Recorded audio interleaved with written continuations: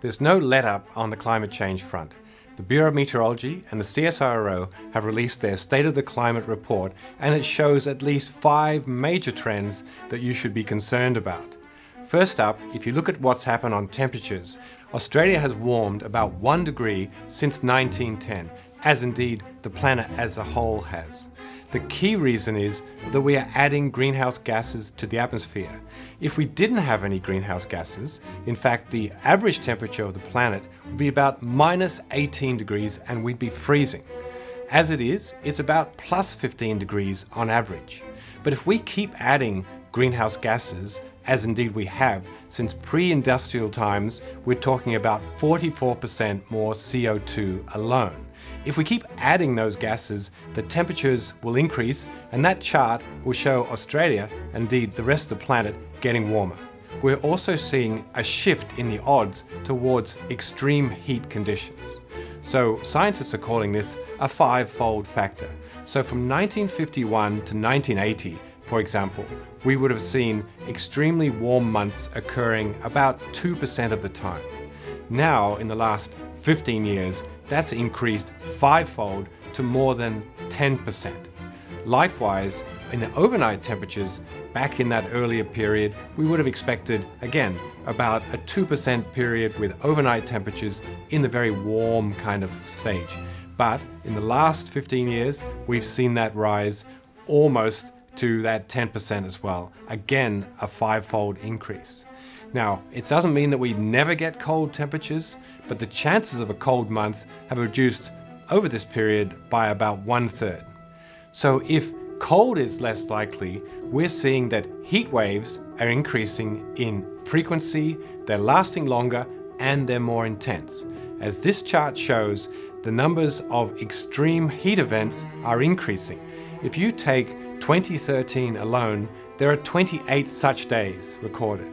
To give you some comparison, it took 1910 to 1941, that's 31 years of the Bureau's existence, to count 28 such days. So in 1 year, we've counted all of those. And so there's a clear trend towards those extreme daily heat events.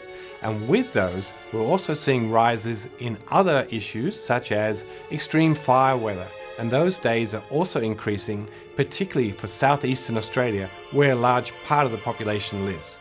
Another clear signal in the climate is showing up with rainfall.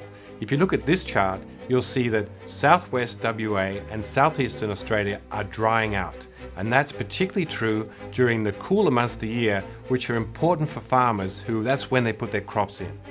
Now, surface temperatures tend to dominate the news. It's where we live, it's where we've got our thermometers. So 2014, 15, 16 are going to be the hottest 3 years on record.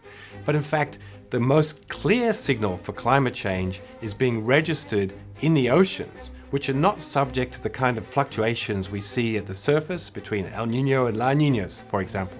And so since the 1960s, we've seen a steady uptake of heat in the oceans, particularly deep in the oceans. The questions for us will be, what happens to the oceans if they continue to warm at the rate they are? How's that going to affect our weather? How's that going to affect sea level, since warmer oceans expand? And also for the marine creatures trying to make a go of it, how are they going to adjust to warmer conditions? And there's also, frankly, the question of what if the oceans stop taking up heat at that rate, leaving more of it in the atmosphere? We're going to feel it then at the surface of the planet. And so with these charts showing the increase of ocean heat, the shifting rainfall patterns, the rise of extreme heat events, the shift towards warmer conditions, and those creeping temperature rises, we're seeing the emergence of more precise and robust science supporting global warming. In a country like Australia, which has its natural variations of droughts and flooding rains, we are imposing climate change on top of that with uncertain outcomes. And the question is going to remain to us is, what are we going to do about it?